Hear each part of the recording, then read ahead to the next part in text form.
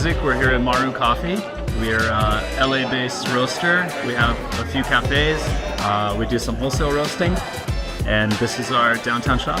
I've been in coffee close to 11 years, and I've been with Maru for almost 8 of them.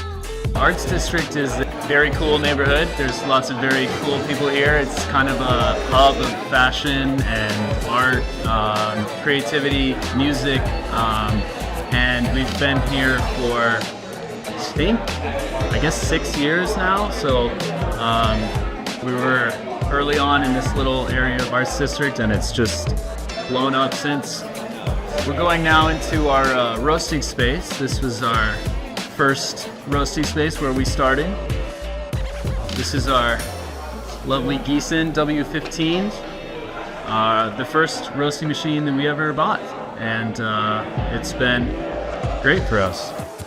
I love a lot about the Giesen. I think one of my favorite things is the consistency batch to batch.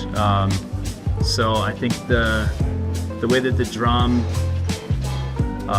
maintains heat, and the way the profiling system works makes it super easy to get repeatable roasts that taste really good and roast the same with the same coffee. And I really like the flexibility when it comes to